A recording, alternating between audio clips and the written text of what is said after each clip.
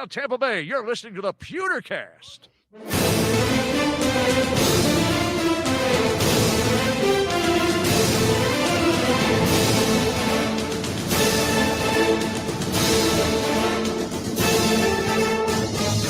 Welcome to the Pewtercast. I am Brent Allen, your host, joined as always by my good friend Ren Dax. Ren, it's the end of another week. It is. Special week. Week by week, here we go. Tampa Bay Buccaneers in the playoffs for the first time since we've been doing this podcast. And you never know when this might be our last of the season.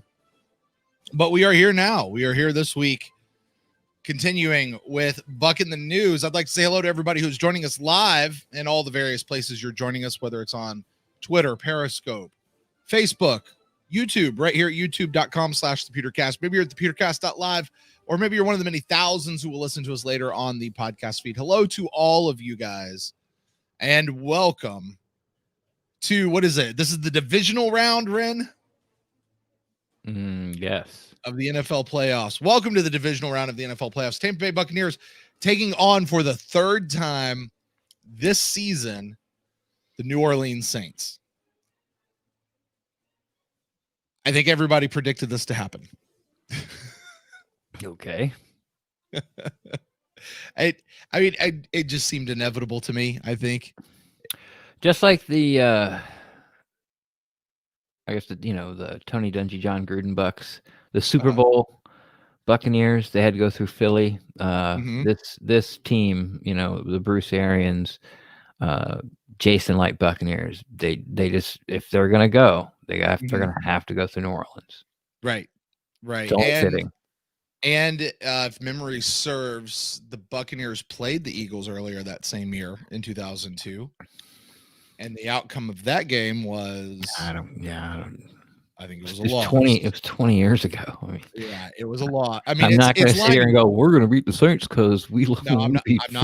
I did not say that. I'm not saying a lot of people are saying. I know they are. It's dumb. You do like the poetic justice of it, though, doesn't you? Like, it'd be cool if the symmetry of that lined up. Sure.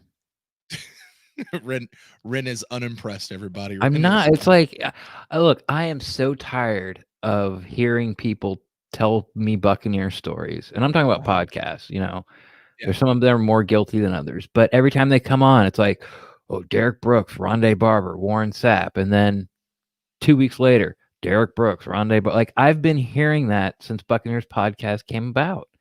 And I said this a long time ago, way back in the Pewtercast. Like, it was when Jameis Winston, came to the Buccaneers, and it's like, I want my own, I want some new memories.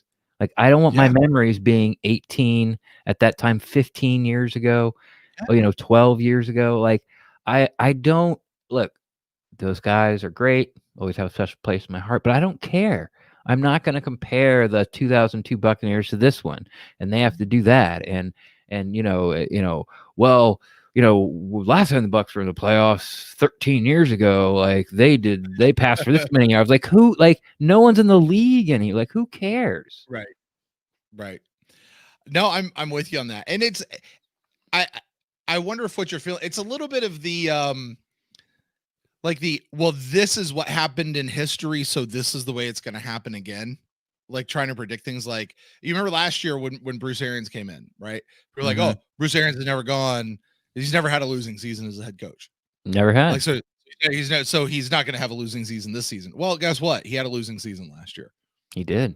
Yeah, I don't know. Bucs have never won when the barometric pressure has been under 20 and the temperature's under 63.4, and we're at 63.5. So now that bodes well. Or it's a lot of this primetime game, slow starts. White uniforms. Yeah. Which, by the way, they're wearing white this week. It's white on pewter, but it's still the white jerseys. Yeah. So it's as long as they're not red. Not they were going to wear red, but they don't play well in the red. Just saying. They don't play particularly well in the whites either. Right. White and pewter. They need to go pewter for the rest of the season. I was hoping. I was shocked. Did you know they were going pewter for the last game? I did not. I did not either. That was a pleasant surprise, I shall say. Yeah, and they did well. So, well, for everyone who is joining us, maybe you're joining us for the first time. Maybe you're hopping on board here during the playoffs or whatever. This is a show where Ren and I get to take a chance to look at all the stuff that has happened with the Tampa Bay Buccaneers over the course of the last week. Now that the news cycle has had its chance to go its full round. Yes. You know, we get to the end of the week, and instead of going, oh, this happened on Wednesday, what's going to happen tomorrow, and like have a 3-hour podcast about it. Like, no, we'll just wait till the end and see what happens. So that's what we're doing here. And the way we divide this show up is we take a look, first of all, at the roster. We're going to take a look at the transactions that have happened over the course of the last week, see who might actually be suiting up for this game this weekend and who won't be.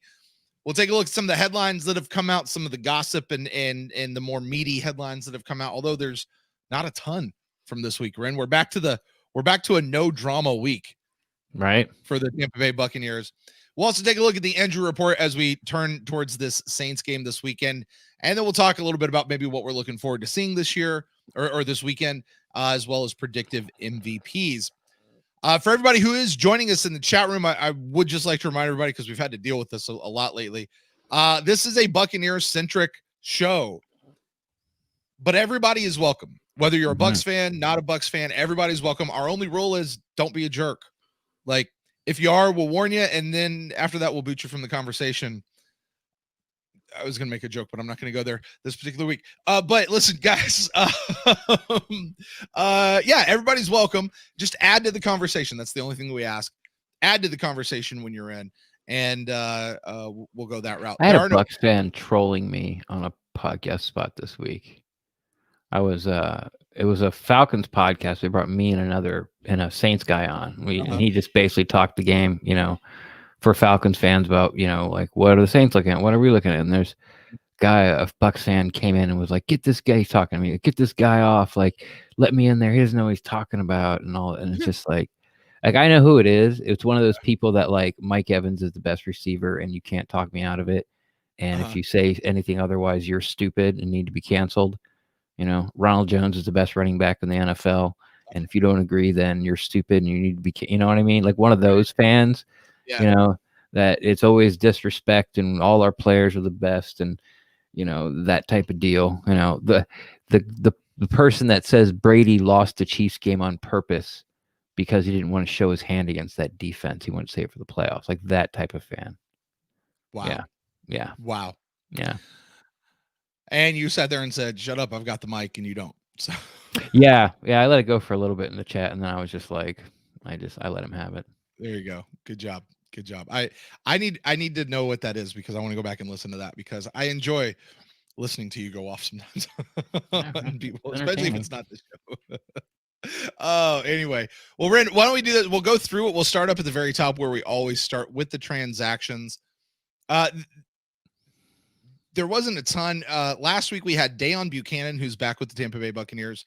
Ted Larson, Herb Miller, Benning Patoe, all were elevated for last week's game, and they've all reverted back to the active roster. We do not have those who have been elevated yet for this week, or at least that hasn't been released. However, we're also getting back to the active roster. Steve McClendon, rotational defensive lineman, and then, of course, our big guy, our number 5 pick from last year, inside linebacker Devin White, both coming back off the COVID reserve list. Yes. Which McClendon's one thing. Right. How important is Devin White, do you think, going to be to this game this weekend? He's going to be huge. If Todd Bowles does what I think he should do, or hope that he does. Like, I talked about it since they've come back from the bye, they've used Devin White. The people that don't like Devin White or think he has limitations will go, they're hiding him. People that are pro Devin White and like his abilities will go, they're using his ability, like what he does best, they're using them more. So where are you in that camp? I'm right in the middle. There you go. It's both. It really is. It's like, it's smart to use him more, but the reason you're doing it is because you're hiding his deficiencies, which is coverage, obviously. So yeah. But because you have been critical of Devin White this season, particularly. Yeah, because he can't cover. But I was going to say, but it's not. But you have been analytically critical of him. Yeah, no, I would say it's not been. They picked the wrong guy with that draft pick, and so you're just grinding your axe on it. Like, it's not that. Like, Like you've had some, and that's been well documented over the course of the season. If anybody wants to go back and listen to that, so you're kind of right in the middle. But bringing him back weekend. I think so, because the way they're using him, which was, there are very few linebackers that have the speed and the range and the mobility and quite frankly, the coverage skills, if the person's in front of them, to cover someone like Alvin Kamara. And I think Devin White is one of those people. Right. So when Todd Bowles has been using Devin White to sort of spy the back and passing downs and things like that, everyone's using the term green dog. Which basically is supposed to click in your brain that when the back stays in to block, then Devin White, the middle linebacker, rushes the passer. Green dog blitz. But if, the back goes out in the flat, Devin White covers him out in the flat. Does a wheel route, Devin White does a wheel route. So I talked about after the Washington football game that if Devin White played that game like that quarterback, first off, doesn't get all those first downs, might not have made it out at the end of the game, given how beat up he was. Like, that was a perfect game for Devin White to shine and sort of shut down that Washington football offense. He was the key to that. So it's not obviously the same with the Saints. We'll see if Taysom Hill goes or not. We'll get to the injury report. He's doubtful. If Taysom Hill doesn't go, it's another huge feather, or I shouldn't say another, but it is a huge feather in the Buccaneers sort of cap or check mark in the win column. Not be able to change up the offense and run some of the razzle dazzle, or even have Taysom Hill on the play to throw to, or jet sweep to, or power eye to. To me, for the Buccaneers is a huge plus, because they handle him running well, but any other kind of gadget play with Taysom Hill involved usually works out well for the Saints, and they accomplish what they're trying to do. So be able to get pressure up the middle with Devin White on Drew Brees is instrumental. Not that Kevin Minter played bad, but Devin White is just better at everything Kevin Minter does. Well, speaking of Kevin Minter has actually now been placed on the COVID-19 list. We don't know if that's an exposure or if that's a positive test. If it's just an exposure, let's see here. He got placed on this back at the beginning of the week. So if he gets another negative test, he could come back for the game, which would be good, because we like Kevin on special teams especially, but we also like him. No, you got to do 10 days, man. As an exposure? I thought it was 10 days with the. Oh, he was just an exposure? No, I said we don't know. We don't know which one it is. So if it's just an exposure and he has that another negative test, we could get him back for the game. Gotcha. But if it was actually a positive test, then yeah, he will be out this particular game. Maybe next week too. I'm not quite sure how the timing on that works. No, if it's 10 days and he tests negative since his positive exposure, plus all that that new news coming out where it's like it's not contagious after 10 days. That's why there's the 10-day quarantine. But after 10 days, you'll still test positive. And you could test positive for weeks after, but you're not contagious anymore. So there's all these new things that are coming out that I'm not really sure how it's going to affect Minter, but it was just something interesting I thought of was a 10-day thing. Yeah. So Minter will be a question mark going forward, but we'll see if he's even active for the game this coming week. A little bit of sad news, though. As of today, the Tampa Bay Buccaneers placed Alex Kappa on injured reserve. Yep. Man fractured his ankle, tried to stay in the game, got pulled by the ref, I think it was, or somebody. Like, they stopped the game, charged everybody stopped it. Yeah. He's like hobbling up to the line after the play, and they're like, no. Right. Everyone's just staring at him. Yeah. So like, what? Let's go. I'm like, no, son. Right. No, sit down. Right. So he's done and will not be back. He's going to go join Vita on the scooter. Buccaneers last week had Ted Larson step in. A late signing, guy walking the streets. That didn't work out great. Fortunately, it was just the Washington football team. Right. And the reason they did that is because he could play multiple positions. Yeah. Like, he wasn't their best option at guard, but if a guard or a center went down, he was the best option at center. And since that is such a, Stinney can only play guard. Right. But if you have a guy that can play guard and center, he's the one you activate. And that's why they activated him. I just don't know why. I understand why they would have activated him. I just don't know why he got the nod to start at guard over Stinney. He didn't get the nod to start. He was active and Stinney wasn't because he could play two positions. Active. That's what it was. Yeah. Okay. I'm with you now. Yeah. However, BA earlier, this kind of is getting a little bit into the headlines, but BA did say earlier this week that Aaron Stinney was going to be in as the starter.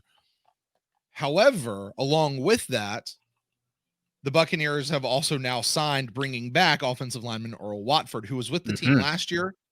Pewter Report says he played in 15 games. I didn't think I realized he played in that many games last year. Started 4. He did, because Kappa broke his arm last year. That's right. He did. Yeah. He did. Yeah. Oh, Brittle Bones Kappa. He's not around these parts. Wow, Kappa. Come on, man. But man, that guy Kappa's as tough as they come. So I will. Yeah, he played when he broke his arm, he played the rest of the game. Right. And then they didn't find out till like Wednesday of next week. Right. Your arm's broke. Yeah, I know. It's just a little tender. A flesh wound, really. It's just a flesh wound. I'll be all right. We're gonna have to fix that. Okay. We're gonna have to put you in IR. Oh, no. Right. So, Ren, let's talk about it. Aaron Stinney, I saw earlier this week, he said this is what he prepares all year for, is for opportunities like this to be able to come in. Aaron's been around for I think this is his 3rd season with the team. Yeah. It mostly practice squad, kind of bouncing around, sometimes active roster. But I mean, he's not Alex Kappa. I think that's the best thing we can say. But how concerned are you for the offensive line going into this game against the Saints defense? I'm not. And here's why. Again, I think the whole Bucs season has changed since the bye week. And you saw it in the Washington football team. Now, when we played Detroit and Atlanta twice, in Minnesota, even though Minnesota has a reputation of having a good defensive line, they lost some guys through free agency. And right before they played us, they had a guy, I don't remember if it was COVID or he blew a knee out or something, but he was not out. He was scored like the cap. He was there, Devin White, and he was gone. So Minnesota didn't have much for pass rush, and they faced us. So saying that, the Bucs offensive coaches understood, I would like to send out 5 guys. Yeah. Tom Brady's not going to complete it if there's people in his face. Like, the percentages go way down. So we'll send out 4 or 3 and keep guys into coverage. And you saw that no more evident than the last game where Gronkowski, I think on 11 of the pass plays, he stayed in the block. He only had 1 target, was a touchdown, but got pushed out of the back of the end zone. So I guess you can't say it was a touchdown. It was a completion. No, it wasn't a completion. He caught the ball, but was pushed out of the back of the end zone. That was his only target. And sometimes he took Jay Sean one-on-one. And I think that, the Buccaneers offensive side have decided that if Brady's not upright, then we don't win. So it has been a terrible matchup, for a few years now. The Saints defensive line against the Bucs offensive line, I think there have been trending up ever since Foot got here, or Goodwin got here as well. Because Kappa went from not playing to being like, oh my God, he's pretty good. Jensen went God, he went on IR. What are we going to, how are we concerned? Yes, exactly. Jensen went from this guy we're supposed to be excited about to, that's a really good year. Kappa was the leading offensive guard getter in the Pro Bowl vote. Yeah, again, yeah, that doesn't count. Benefit of the alphabet. Yes, benefit of the alphabet. Double A. Ren, real quick before you go, I just want to address this real quick. G Vegas over in the chat room says, is Watford even going to be eligible to play coming in so late? Yeah, he's eligible to play. Will he dress? I'm not even sure, but I don't know if is he eligible? Doesn't he have to have so much like quarantine time or something away from the team before he can dress? Or will he have cleared that? You have to test negative for for 72 hours. And it's been that because they signed him almost immediately after the cap injury. So yes, he'll be eligible. I don't know if he's on the practice squad. I don't know if he's going to be on He the is signed active. to the active roster. It's just a matter of if he's going to dress. I think he will. Because after what you saw with Larson, do you think he's going to? I think is he going to start over Stinney, or do you think they're going to stick? No. I'm just clarifying. Yeah, no. He will probably dress. He may be inactive. Who knows? Right. But you needed to fill that roster spot with somebody when Kappa went to IR, and they went. What we've seen this team do almost every single time when they needed somebody on the quickness. AQ Shipley, Deion Buchanan, Ted Larson. Yeah, people that the BA's familiar with or the Bucs are familiar with. Usually both. Lots of Cardinals connections on the emergency break glass, bring guy in, fill roster spot list. Sure. And it has been for 2 years, which, makes perfect sense. I'm not saying it's right or it's wrong. It happens all over the league. Yeah, exactly. Yeah. So it's I mean, so to be clear, just to put a cap on this particular part of the conversation, Aaron Stinney is stepping into Alex Kappa's spot on the offensive line. Correct. We now have Aaron Stinney's old spot available, and that's where Earl Watford really is stepping into. There you go. So it would occur to me, let me throw this out, and I don't know that Earl Watford necessarily dresses just because of what you mentioned earlier about Ted Larson. Ted Larson is the better backup center, and he can play guard if he needs to. Mm-hmm. Whereas Earl Watford's not necessarily that. He's really that backup guard. So saw him taking snaps 2 years ago after practice. He did, didn't he? Took like 4. Yeah. He's ready to go. Center material, baby. Let's go. Let's get those hips. 800 days ago. But to answer your question, I'm sort of excited to see Stinney. Of course, I'd feel better that Kappa was there.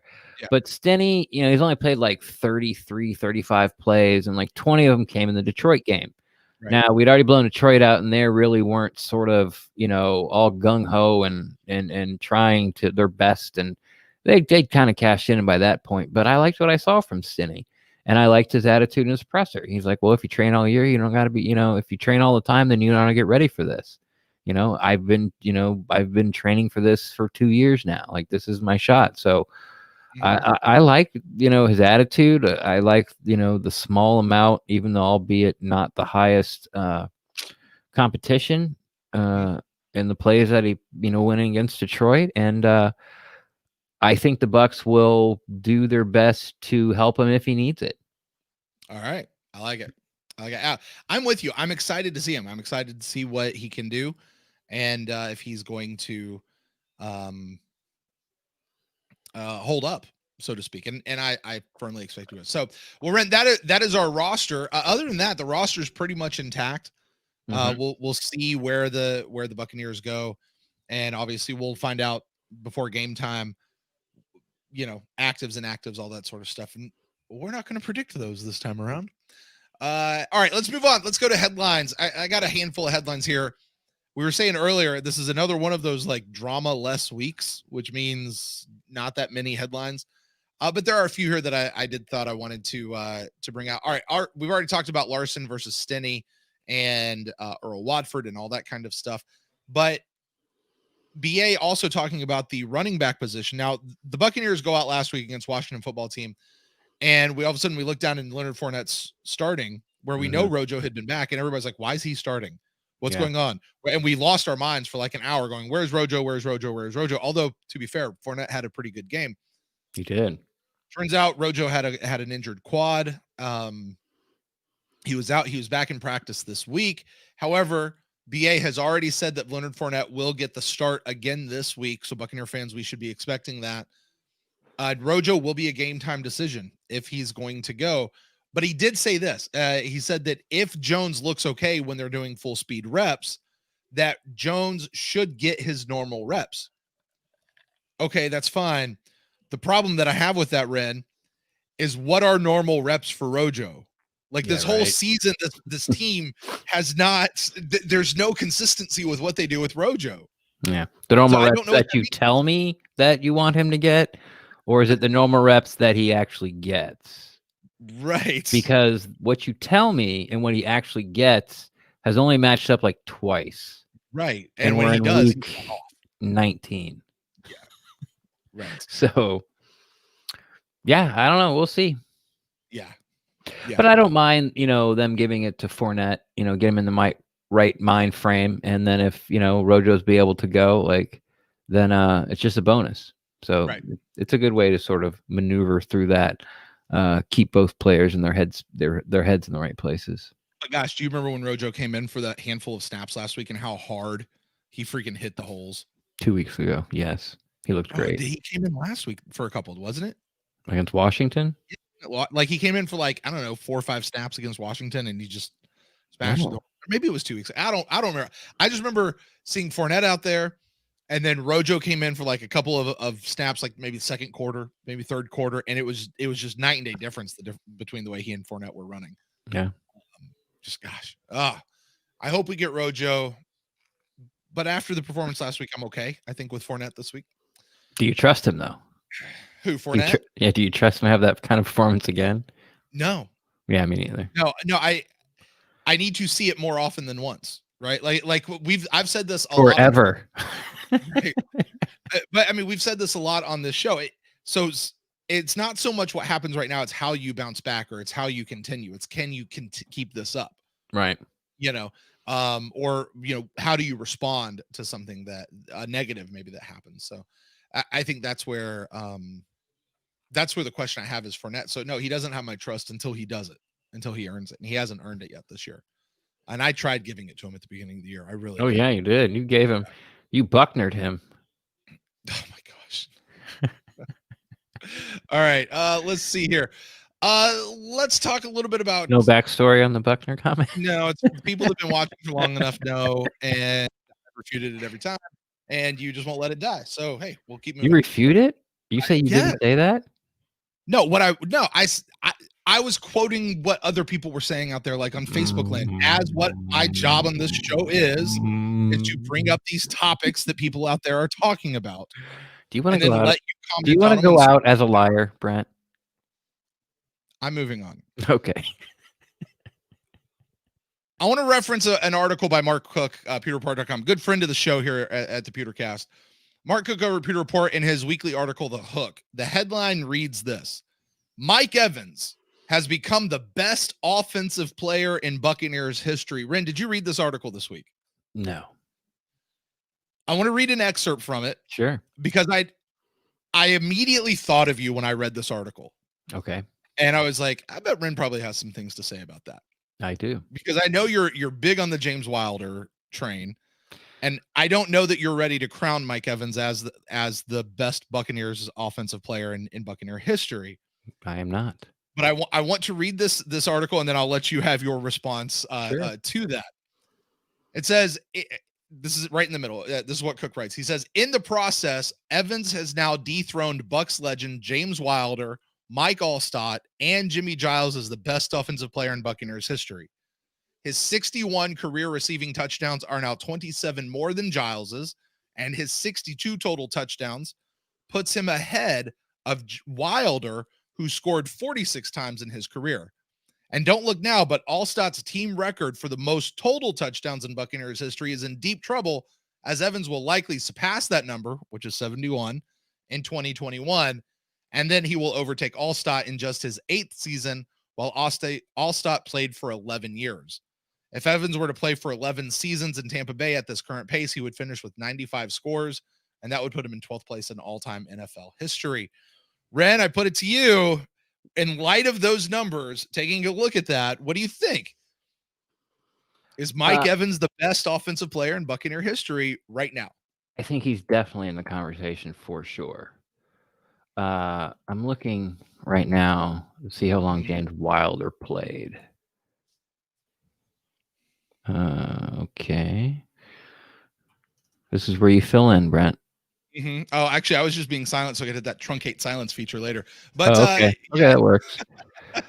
He played for the Bucs from 81 to 89, so 8 years. 3, 4, 5, 6, 7, 8. Yes.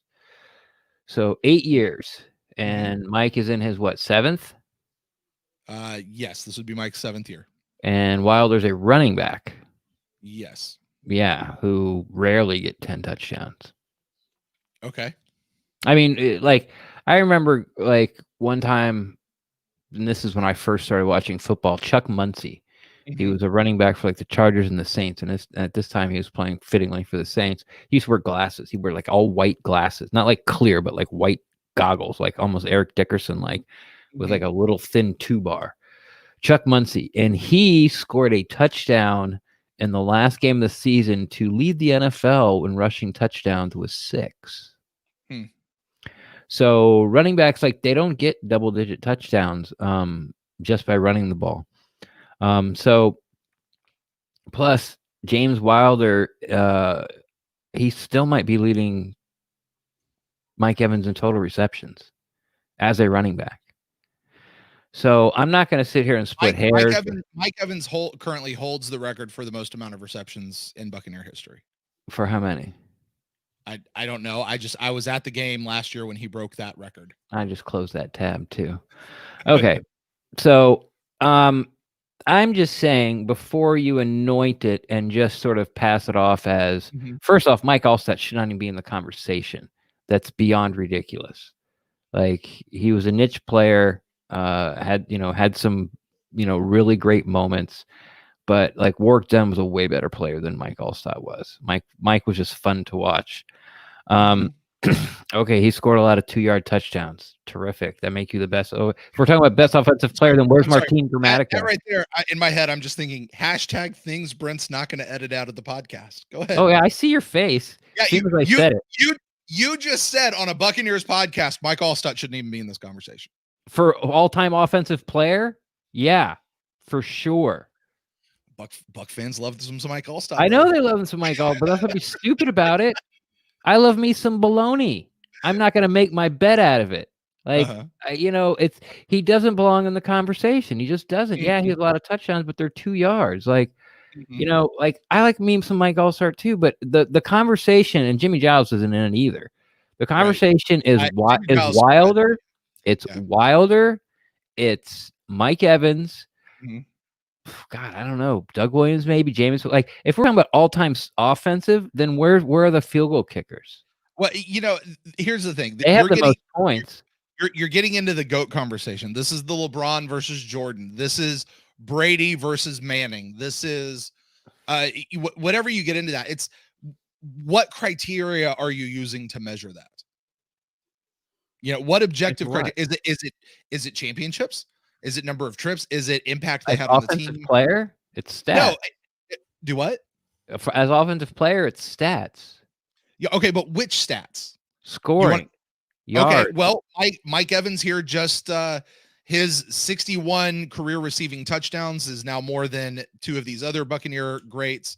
Right. He's closing in on Mike Allstott's. In a league that now passes the ball more than anything else, that had a quarterback that forced him the ball. But see, now you're putting stats plus all this other stuff. Plus, we're having a debate about it. I'm not debating. I'm throwing it out there. Well, then why are you telling me? Yeah, but you're doing this. Yeah, you're doing that. Like, you're making it sound like I can't do that.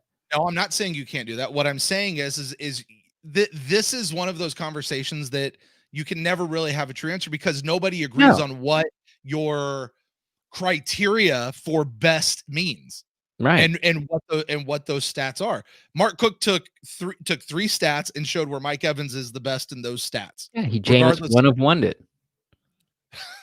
That's what he did. Look, I'm not arguing he's wrong. I'm telling you that he used one player that shouldn't even be in the conversation. And yes, and the other one, it's like the only other person in the conversation is James Wilder. He is. Yeah. Now, if you want to just make it on touchdowns, well, that's not fair, because that's like saying, okay, who has scored the most? Like, okay, here it is. What's the main criteria? How many points scored? Okay, then where's Martin Gramatica? Like, where's Donald Igwe-Buike? Well, those points don't count. Okay, so receivers' points count, and running backs and tight ends' points count, and quarterbacks' points count. But quarterbacks get to throw 30, get 30 touchdowns a year, while running backs only get 5, and receivers get, around 15 to 10. So that's not even either. So, I mean, I understand what you're saying, but it's a 2-person conversation. And, I know Cook loves himself some Mike Evans. Every time he's on his podcast, he talks about Mike Evans is my favorite dude. Mike Evans is my favorite dude. Like, every single time he's on, he talks about it.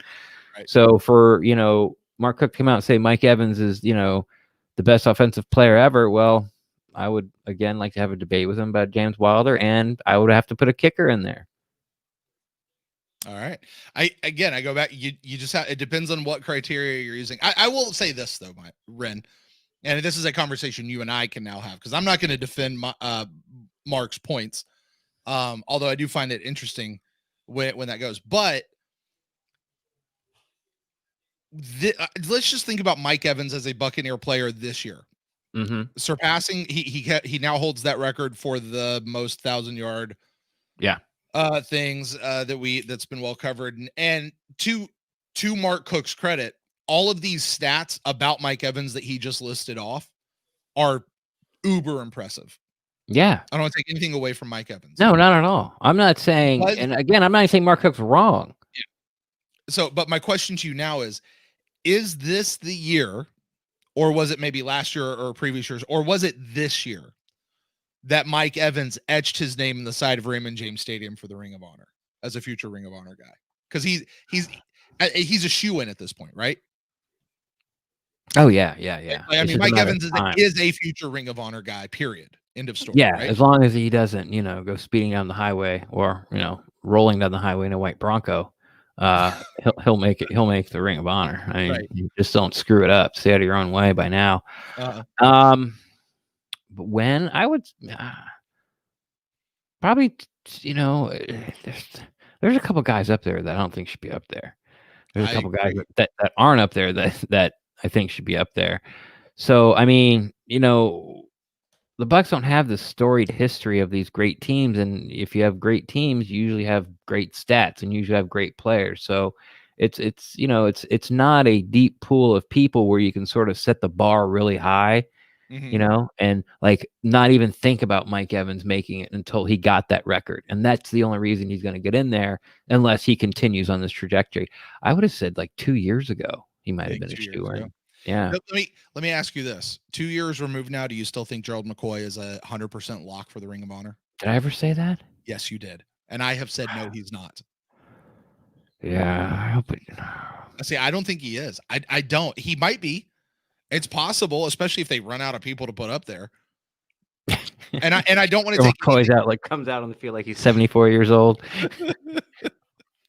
He doesn't he gets inducted like in 2055. But I mean, so many people, like, as Gerald was here, and Gerald, I know your personal feelings for Gerald McCoy. That aside, a lot of Buccaneer fans really, really love Gerald McCoy. And Gerald McCoy did contribute a lot to the team over the course of his time here. Really? Name one thing. But a lot of people, yourself included, because he was a really good guy in the community, Ren, said he is a lock for getting his name up in the Ring of Honor. And I was like, I don't know that he is. I think he is. You still think he is? Yeah, and I don't want it to be, but I think he is. So, but I want to take that same thing and apply that to Mike Evans. Yeah. I think Mike Evans this year became a lock. I don't think he was necessarily a lock the last couple of years, but I think this year he's absolutely locked to be in the Ring of Honor one day. Was it because of the record, 1,000 yards, 7 straight years, or was it because of the playoffs? Because he didn't have a good year statistically. He got over 1,000 yards. 1,005. And how many? So he got over 1,000 yards with like 50% less receptions on the year. Yeah, and it's like that old. I bring that up every once in a while. It's like a running back. It's 1,000 yards. That's when that stat was a big deal. They played 10 games. Yeah.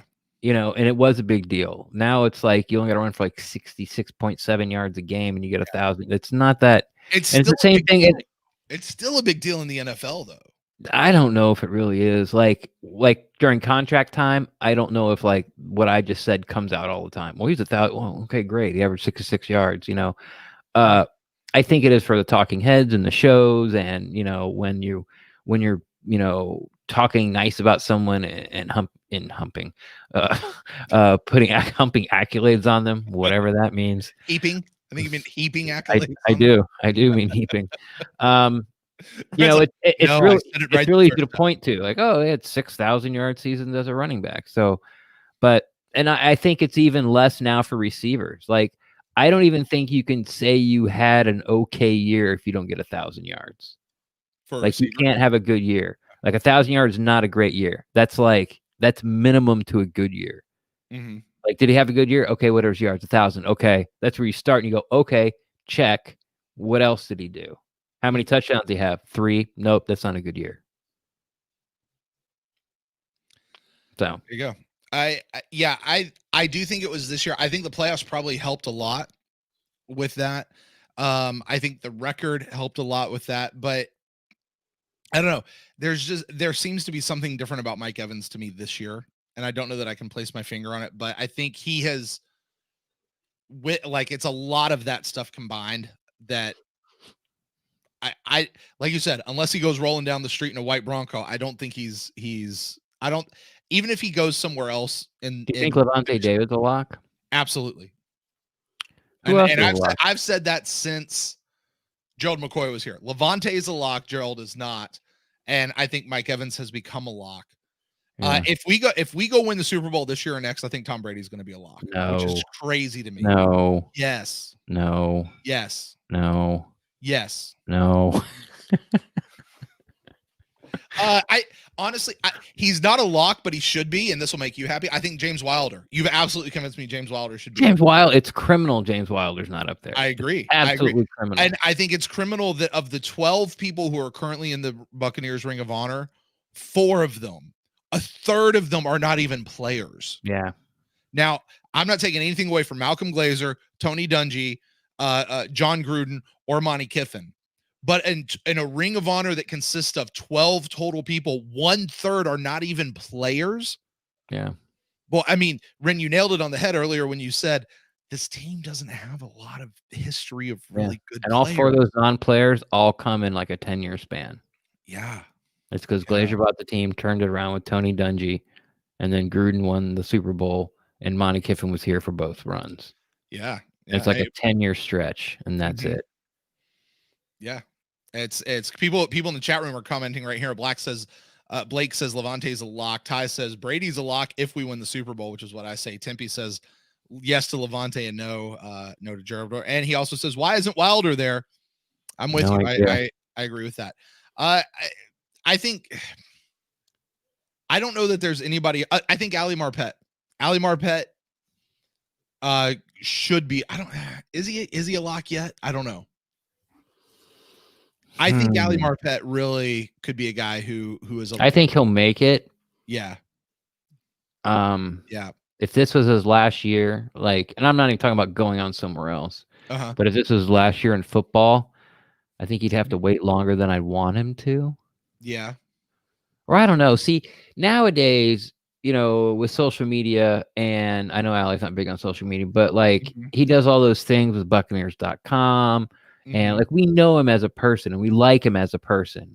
We know, well, we don't know his family. We know a lot about his family. Like his dad's a fashion show photographer, and his mom had a punk band called Housewives on Prozac and drove a pink mini. We know all that stuff. Right. I advocated for Paul Gruber for years. Yeah. But no one knew the hell he was. They didn't know if no one knew him besides that.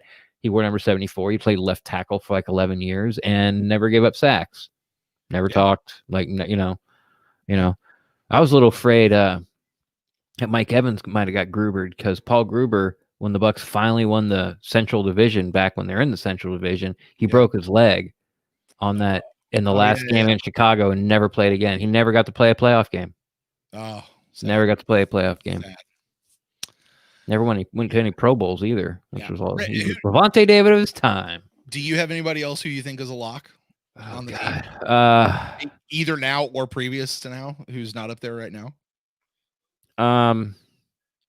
Is Warwick Dunn ever going to be up there? No, he won't. Vincent Jackson? No. I can't think of any other great. Alley's good. I think Godwin's on the right pace. I think Devin White's in the right pace. I think Vita Vea is in the right pace. But I think those guys, that group of people you just named, Godwin, Vita, Devin. Let's throw Antoine Winfield Jr. in there potentially. Whoa. Let's throw your boy Carlton Davis in there. No. Maybe even Rojo. Like these guys. No. If any of those guys are going to be up there for the Ring of Honor. I think the Buccaneers have to be playoff contenders for several years in a row. Yeah. Like, it has to be a good, solid core. Like, they've got to be the core of the team. They got to be the Lynch, Sapp, Barber, Book. Yeah.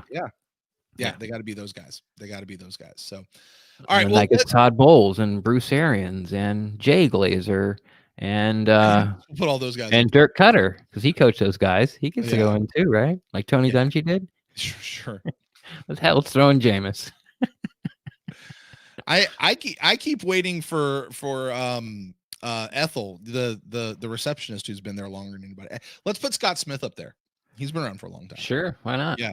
All right, let's move on. You mentioned Todd Bowles. Let's talk about Todd Bowles just for a minute. Ran every year, head coaching jobs come available in the NFL. They do. And every year, these coordinators who are currently in the middle of the playoffs are getting all of these interviews. And there's always the question of whether or not that's a distraction for them while they should be preparing for literally a single elimination tournament every single week.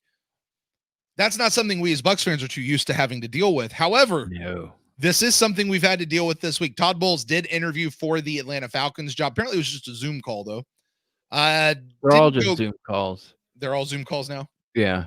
You can't meet in person until after the season. There you go. But either way, the Atlanta Falcons have hired somebody else. Bowles is also supposed to be up for the Eagles job. And then he was going to be up for the Lions job until they decided to hire somebody else, or they're about to hire somebody else, and they mutually decided to not to not do the interview. But I will ask you, are you worried at all? Are you concerned at going against the Saints, who have had the Buccaneers number, that Todd Bowles has been distracted this week in his preparation? No, I think that's silly. I mean, if I'm watching the game Sunday and the Bucs are down, 28-7, and it's halfway through the second quarter, I'll be thinking it.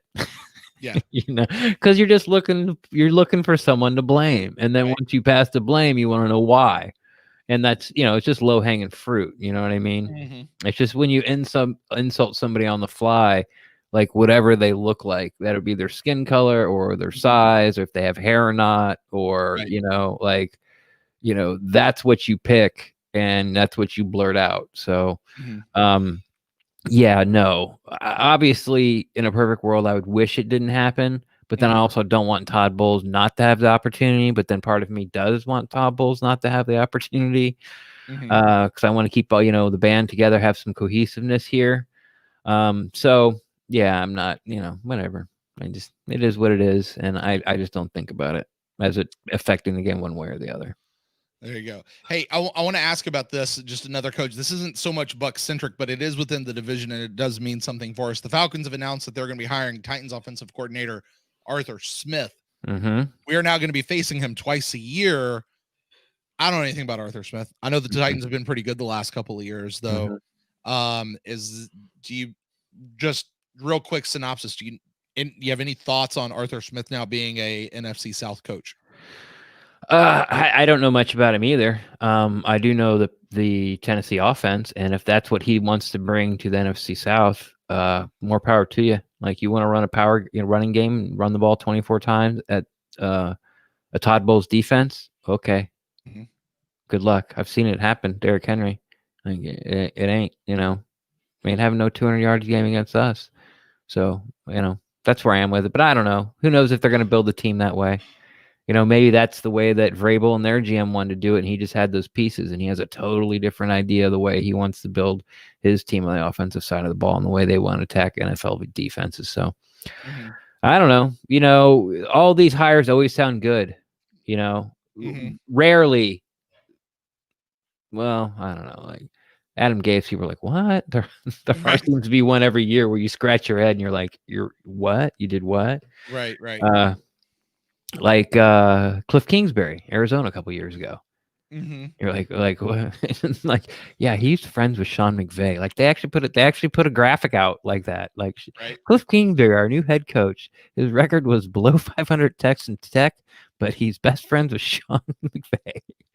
like okay, but he's done all right. He's done pretty good. Arizona's turning around a little bit. So I really don't know what he's about at all. All right. Well, We'll find out next year. That's then. This is now. All right, Ren, wrapping up our headline section with what has become probably, I think, my favorite segment of this entire show all season long. The headline that shouldn't have been a headline. I need like a graphic or something to come in. You ready for it, Ren? Here it is. Tom Brady's going to play the next year of his contract. Yes. That's the headline. Yeah. Tom Brady is going to play Breaking the news year of his 2-year contract. Breaking news. The man who loves football more than anybody else that ever lived is not going to turn down $25 million to come play football again. Look. Who's having an MVP type season, by the way? Right. I understand where they were going with this, and I understand that what the headline really should have been is Tom Brady says he's not retiring. Yeah. That's what the headline should have been. Not the headline, I think it read where I saw so many places was Tom Brady plans to play his second year in Tampa Bay. Right. We've had him under contract for Yeah. Can you guys let me out of the I know you've had like your best year in almost 2 decades, and you've only won 11 games 4 times in the history of your team. But can you let me out of the contract? Because I want to go play for, the Saints. I hear they're going to have an opening. Yeah, I want to go play for the Colts next year. Right. That's a negative, Tom. Sorry. I couldn't believe it. It was just one of those, and I got roasted because I made fun of this week online, and some people I guess just didn't find the humor in it like I found. Because they don't understand where you're going with the joke. Yeah. Oh, it happens to me all the time. Sure. All the time. Mm-hmm. That's not the way it's supposed to be doing. It's like I don't even argue anymore. I just say, okay. Yeah. Okay. Right. Okay. Whatever, dude. Whatever. You got it. Mm-hmm. No saint. That's a double no saint. Yeah. We only do the phone lines after games. Yeah. But good to see you. Yeah. I saw Sunday after the game. Oh, I'm sure he'll be here. Oh, absolutely. I saw him in Loose Cannon's lobby. Oh yeah. Yeah, over there in chat talking with those guys. That's fun. Let's see. They claim him as theirs, by the way. We had him first. We had you first. No saint. I don't know. But I don't care if it's true or not. I'm saying we did. What I'm telling my grandkids. All right, let's move on. Rewriting history. As we really the Buckner story all over again. What? What? Oh my. Oh, Ren's gone. I have no idea. I have no idea what happened to Ren. Oh, there we go. He's back. All right. Let's move on to the injury report for this game. Have you watched any of WandaVision? I have not yet. I'm trying to wrap this up so I can go watch WandaVision. All right. I watched it today. Turns out I've been on the road most of today. So anyway, New Orleans Saints. Let's start with the New Orleans Saints. They have Patrick eastbound and down. Do what? Were you eastbound and down? 18 wheels are rolling. They're going to do what they say can't be done. Got a long way to go and a short time to get there. Eastbound, now watch old bandit run. Put the pedal to the metal. Son, never mind them brakes. We got to go. Or something. We got to run to make. The injury report for the Boys are thirsty in Atlanta, and the beers in Texarkana. And the injury report for the Saints. Patrick Robertson is out with a hamstring injury. He's one of their quarterbacks. Taysom Hill, though, this is probably the big one. Taysom Hill is listed as questionable. He did not participate Wednesday and Thursday. He was limited. He has a knee injury. I'm guessing we're probably going to see Taysom Hill play this game. It is a playoff game. Those are not the kind of games that people like that tend to miss. But he's out. Latavius Murray, or no, he's not. He is questionable. And Latavius Murray is also questionable with the quadricep. Everybody else on their injury report was full participation by Friday and will play. Bren, what do you think? Any thoughts on this New Orleans injury report here, with especially regarding Taysom Hill? I think it'll help the Bucs a lot. Like I talked about at the beginning, if Taysom Hill's not there, he just when he gets the ball and he runs and he's trying to go like off the far hip of the tackle and get around the outside, the Bucs seem to almost every time lock him up. But that power eye that they found this year with him, and he goes like 4, 5, 6 yards, and it's infuriating. And then of course, the jet sweep they can do with him, and the pitch and pass, and all kinds of things. I would really like for that option to be taken off the table. Totally. And also Latavius Murray. I would not mind him coming in there. Kamara gets, of course, the monster share of the snaps, but Murray will get touches. When he gets touches, he runs hard. He knows he's only getting the ball like 3 to 5 times a game, and he makes them count. And it just seems, what's so frustrating about the Saints is they're so multiple, and they always seem like every play seems to be like positive yards. There's never the ball, like, you feel like it never hits the ground. There's never like a 2-yard loss. Like, there's not a lot of sacks. They don't get penalized a lot. So it's always like 5 yards, 7 yards, 12 yards, 9 yards, 11 yards, 20 yards. And then, and they a lot of these people that only touch the ball a few times a game, they seem to be pivotal parts and they seem to always work. So without Murray and Hill in there, I think that makes Todd Bowles' job a little easier. I'm like, do not let Alvin Kamara beat you and take away Cook. Put Davis on Thomas and just roll with the rest. We've done a really good job, and by we, I mean the Bucs defense has done a really good job at containing Kamara the last several meetings. Yeah. But we still has lose. Not resulted in wins. I know we still lose. Resulted in wins, but we contained Kamara. I would much rather just see Kamara run wild as long as we get the win at the end of the game. No, you don't want to see Kamara run wild. You as do not. long as we get the win at the end. Oh, yeah. Kamara can come over my house and kick my dog if we win. I don't care. You don't have a dog. Even better for me. No, it's I don't want to see Kamara running anywhere near what he normally does either. But that is now I do want to ask this. Ken asked this earlier in the chat room, like way up, and I just saved it for this. Ken Barrett, co-host of Buck What You Heard. He asked this, said, are we concerned about the New Orleans O-lineman who had a COVID exposure? Which apparently did not extend to the rest of the O-line, but one of their O-linemen had a COVID exposure. So who was that? I didn't see that at all. Yeah, I didn't see that at all. No, Saint, I know you're in the chat, and Ken, if you're still around. Oh, he tested positive. It wasn't just an exposure. It was tested positive. So it's going to pull one of the O linemen out. Is it and that would starting O lineman? Presumably, or would have presumably happened after this final injury report was in. So we'll see. Yeah. I don't. The Saints cheat. Yeah. We know it. They do. They cheat. So anyway, so there's that. So we'll see. We'll keep an eye on that situation going into the game on Sunday. All right, let's turn around. Let's look at the good guys. Tampa Bay Buccaneers. Alex Kapp, we've already talked about, is out, injured reserve. Jeremiah Ledbetter, rotational guy.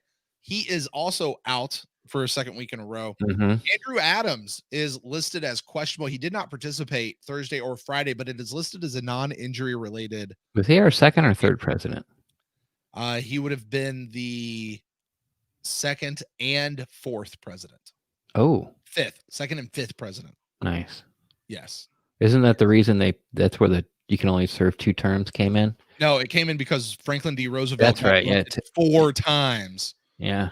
And they're like, yeah, we're not doing that again. Yeah, doing it again. America only prospered more than it ever did. Yeah. Yeah. Georgia did it twice. That's all anybody ever needs to do it. Anyway, but Andrew Adams, so, who knows what will happen. We already talked about Rojo. He's going to be a game time decision. He is listed as questionable. And Jordan Whitehead added to the injury report today, was not listed on it anywhere earlier this week. With a knee injury, he was limited in practice today. He is listed also as a game time decision. Yep. Outside of that, the Buccaneers are walking in pretty healthy. Carlton Davis is a full go. Mike Evans, Chris Godwin, Mally Marpet. LaShawn McCoy is back from his illness. So hopefully we won't need a whole lot of LaShawn McCoy, but still he's there. And Ndamukong Suh takes his weekly veteran day off, as does JPP. Although he was out all week long, apparently. Yeah. He's had that knee since he got here, but it's JPP. Yeah. Right. He'll go. Right.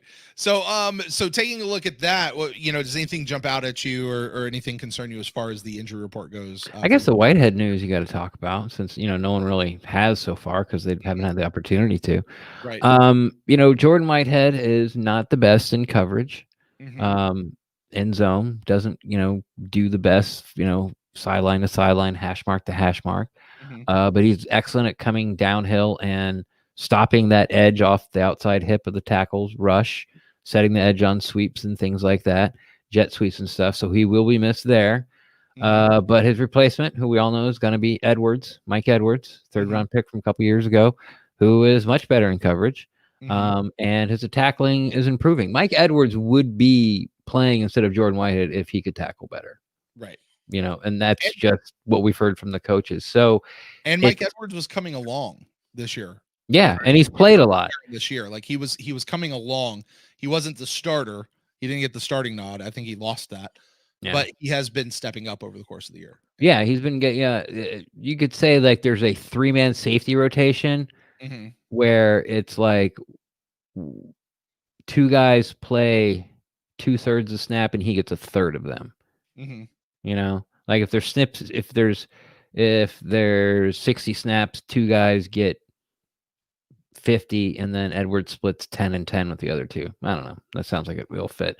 But anyway, so it's not a huge loss that Mike Edwards comes in there, and you're kind of trading, even though what you're losing out and setting the edge, but the Buccaneers are much better at stopping the run. They are stopping the pass. So it might even be sort of a mini boon for the Bucs to have Edwards out there and not have to make that decision. But then again,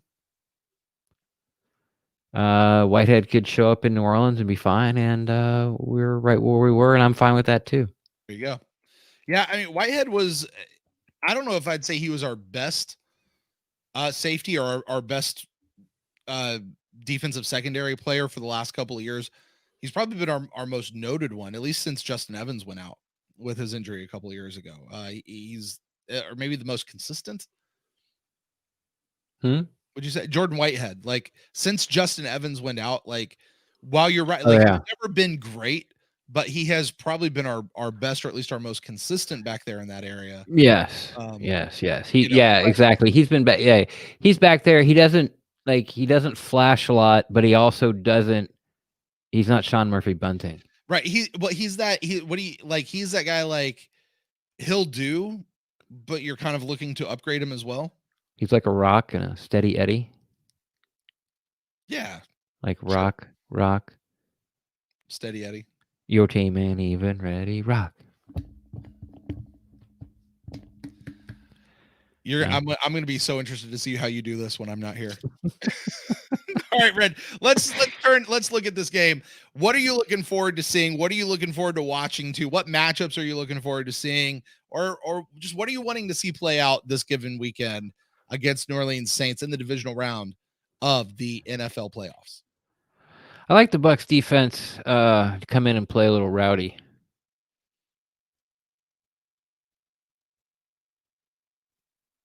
Little rowdy. ROW. DIE. Are you turning into a cheerleader? ROWDY. No. No. Thanks for playing, though. What the hell you're doing? I really can't. I don't. You've never heard of ROWDIE? That's the way you spell rowdy. Let's get rowdy. Okay. What I expect, I kind of told you what I want the Bucs to do defensively. Obviously, they're not going to play a bunch of soft zone and only rush 4. You got to bring. I would bring heat to Breeze from start to finish and bring it up right up the middle. And the 2 players I would try to take away is Kamara and Cook, and just roll the dice to everybody else to take Davis and put him on whoever you think the next most dangerous player is, and just go for it. Michael Thomas. Maybe, but Bruce Arians is talking about that Harris guy, the Blazer. Might be somebody that they have problems with. So, not that would be a good matchup for Davis, because we saw what Cheetah did to him. So offensively, I'm really interested to see if the Bucs. They had a very good game against the Washington football team, who is like top 5 in all the stats defensively that matters. Haven't No one ever scored 30 points on them. No one had scored more than 20 in like a half a season. It'd been like 8-9 games. And the Bucs went in there, went 1 for 4 in the red zone and put up 31 while missing an extra point and a 2-point conversion. Right. So, but the Saints are also a very good defensive team. Where they were at the beginning of the year and where they were when we played them in week 9, they're much better. Like they were much better from week 1 to week 9. I can't say they're as much better they were from week 9 to now, but I still think they have improved.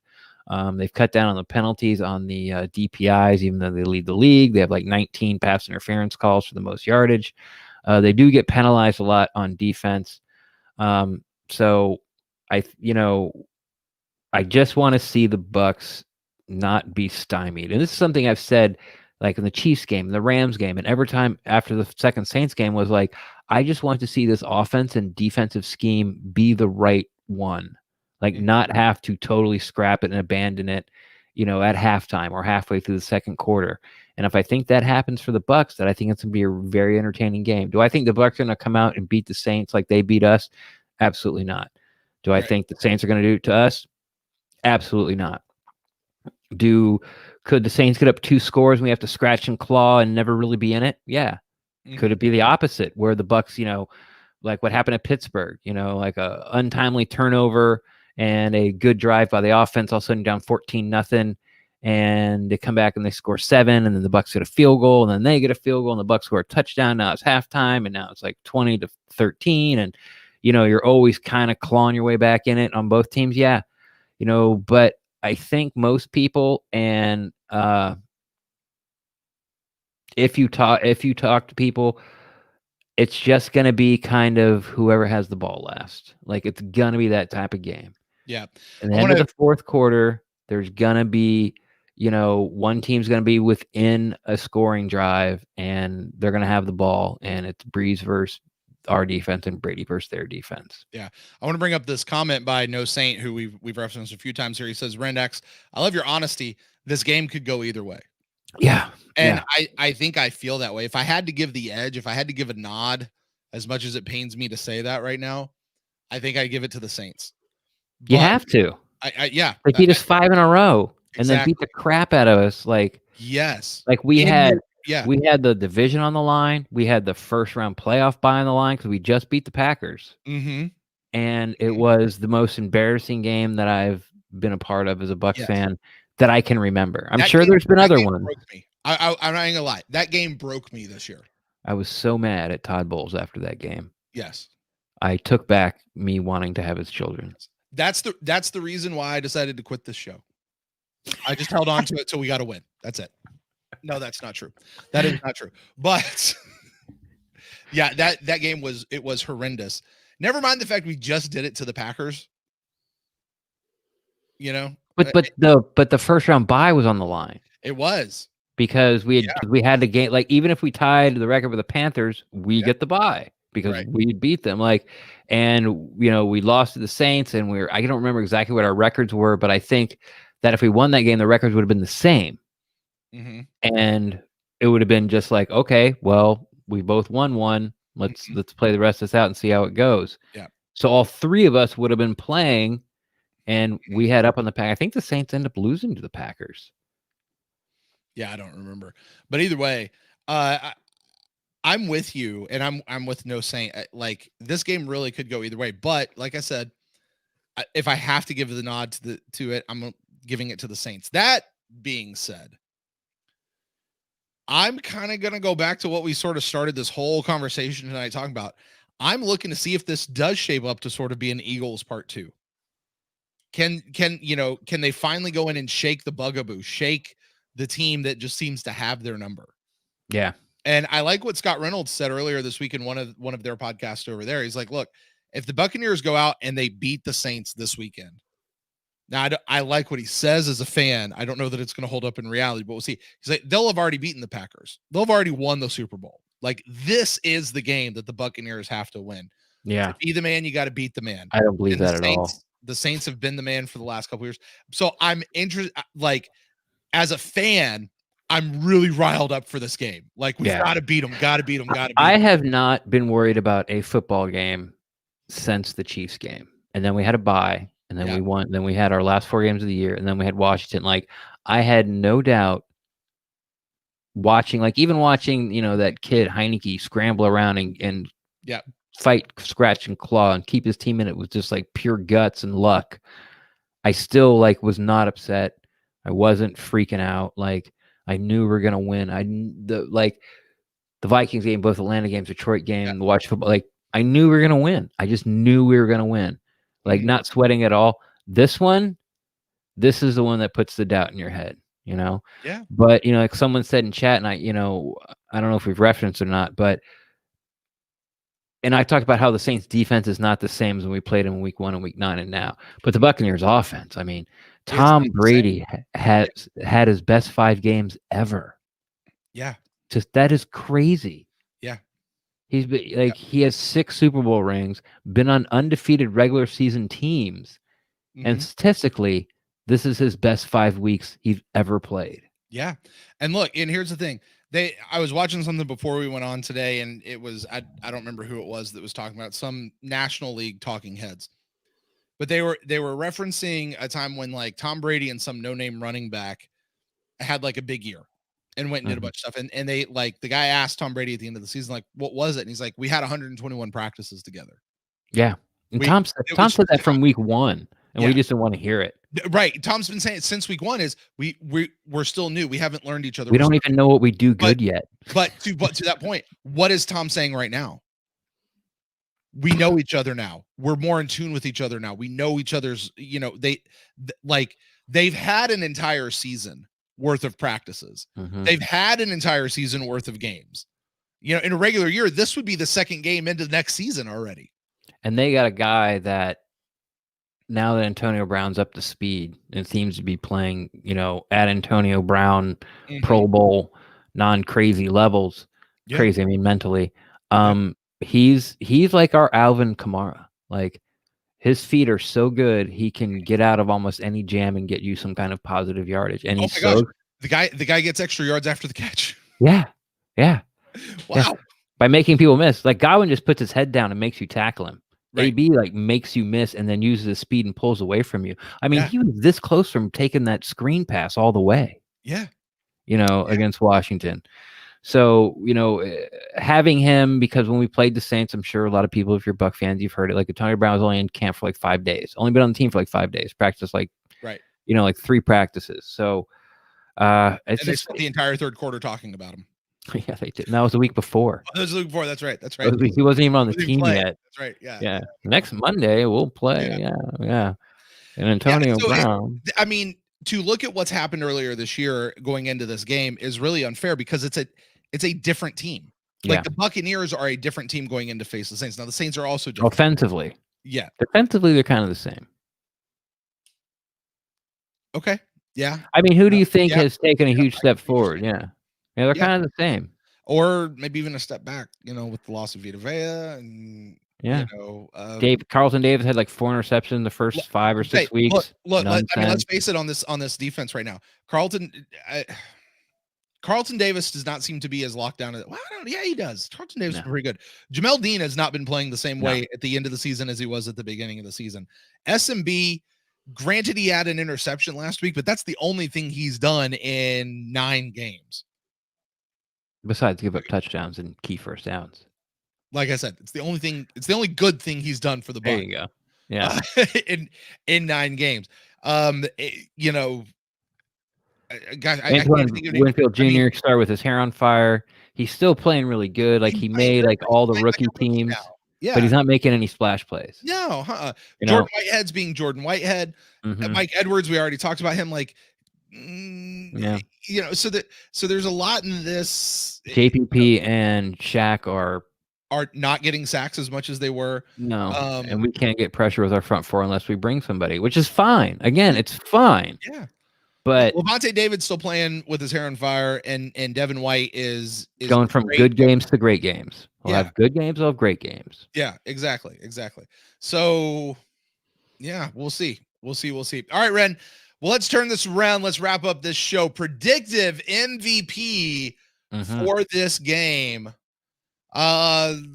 I'll let you go first. What do you got? Predictive MVP. Oh wow! If only like you wouldn't surprise this on me every week. Right. Uh, It's the first time. I know. Every time, like the first time. Like, well, it keeps it fresh. You know. I'm gonna. You know what? I'm gonna give it to Tom Brady. For us to win, he's gonna have to be the guy, and unfortunately, this would be the game we brought Tom here for. Yeah, exactly. Yeah. I said that like when we played Denver. Mm-hmm. Like we lost the Saints and we beat like the Panthers, and then we had like another game, and then we're going to Denver, and it's like, oh, it's Mile High and their defense and this, and like, I'm like, Jameis would lose this game. Mm-hmm. This is the game. You're gonna go up on the road, beat a team you're supposed to, but this is big time. This is it. Mm-hmm. This is the reason he's here.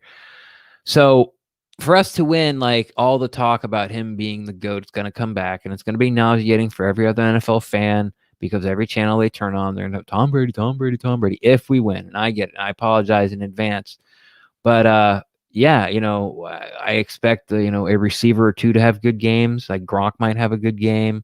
Devin White, if they do what I would do if I was a defensive coordinator, he might have a great game, but it's all going to revolve around Tom Brady because you're going to have to score points, man. And he's going to be the guy dishing out the points. I like it. I like Tom Brady as an MVP. This one may sound easy. I'm going to give mine right now to Devin White. Okay. I think Devin White, he's been out for the last 2 weeks. He missed his first playoff game ever. And I think he's so like following him on Twitter this week. He's just so jacked. He's so ready. Yeah. And well, you talk about a guy blazing around with his hair on fire. I think I referenced Levante David, but Devin White, I think is after Tom Brady, he might be the most important player in this game. Devin that White needs to have a good game. Yeah. For a win. Sure. He has to have. Like, he said something crazy. Like he's like, I want to have a big game. I think one fumble recovery and interception will do it. I'm like, yeah, it would. Because I thought that's it. Now, all right, Blake Wright over in the chat room. He says predictive MVP is Chris Godwin with a big bounce back week. Yeah. Lamont says Devin White. I think that's a good one as well. Alex says predictive MVP is Mike Evans. Going to finally kill that narrative that Lattimore shuts him down. I don't buy this narrative. I would. I don't, because we've seen Mike Evans go out and like in 2018. Did he not do anything against him last year? Mm-mm. Really? Yeah. Really? Okay. Yeah. He Lattimore flipped the script. Has he? Yeah. Because it's been a good rivalry. Like there have been games where he shuts down Mike Evans, and then there's games where Mike Evans has gone off. But not since 2018. You can call this first one this year early on a push because Mike didn't get a lot of catches, a lot of yards, but he got something like 80 yards in pass interference penalties on Lattimore. Okay. So you can if you break it down game by game, I would probably give that a win to Mike. Mm-hmm. You have to because DPI calls like you just but 2019, like Lattimore shut him down, and then Mike didn't show up, and there's lots of things. Ali Marpet was gone for the second Saints game, and we had Joe Hagan there, and John Ledger from Pewter Report says like he's like for the first there's no player on the Bucs offense more responsible for the offense not going anywhere in that first quarter than Joe Hagan. Like that's how bad he was getting beat. Mm-hmm. But he's not there, so we'll see, but yeah. So I'm sorry. Yeah, the Mike Evans thing. I would like to bury the narrative too. To go on to that, No Saint posts this. Mike Evans has had 10 catches in 8 games against the Saints for 200 yards. 4 of those came in 2018 for 140 yards. Wow. I don't believe that's true. I'm putting that up there and quoting the person who said it so people can go 10 catches in his entire career against the Saints. There's no way that's 10 true. 10 catches in 8 games against the Saints for 200 yards. Oh, last 8 games? Maybe. It might be the last 8 games because that goes back 4 years. Yeah. There's no way he's only had 10 catches the last 4 years. Or is he picking like? I wouldn't doubt that because I'm pretty sure he had like no catches in one of these games this year. and like maybe 1 or 2. And that was the first game, but he had like a bunch of yards and penalties. So anyway, no Saints we'll telling you it's true. Look it up. He's challenging you. Do it after the show, Ren. Ren, that's going to do it for us. That's going to wrap us up here this week. He's going to wrap us up here this week with our Buck in the News show. Hey, guys, listen, guys, we're going to be back on Sunday night after the. Is it Sunday night? Sunday night? What time is this game? I should have looked it up. It's 6 or 4 on Sunday. Yeah, whatever time the game Sunday is. afternoon. It hits 000. You guys be right back here joining us. We'll go live. We're always the first out the gate, so you guys make sure you join us. We'll be taking your phone calls. We'll take you guys here in the video chat. You guys can join us. We'll talk about the game, win, lose, or draw. Well, it's not going to be a draw. It's going to be a win or lose. Either way, at 6:40 on Sunday. Thank you, Blake. Appreciate that. And with that, Ren, tell the folks in the meantime where they can get in touch with you out there if they want to talk about anything you've mentioned tonight, and if Mark Cook would like to call you on what you said about his article today. Sure. Well, Mark, the best place you can find me is on Twitter at Rendax, REN_DAXT.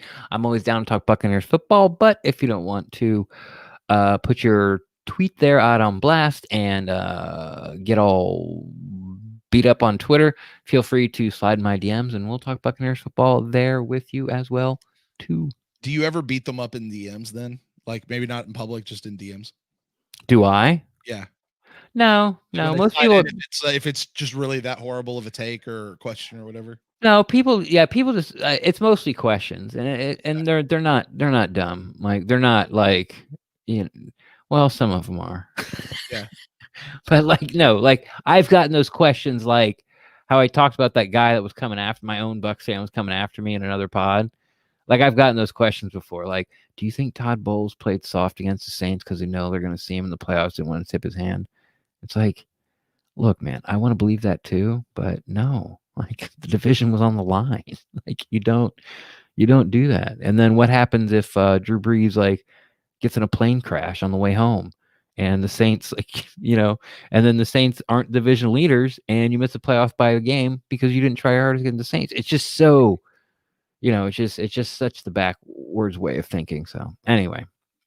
If you guys want to get in touch with me, you find me at Brent Allen Live across all the social medias, and the show is at the Pewtercast on Twitter, Facebook, and Instagram.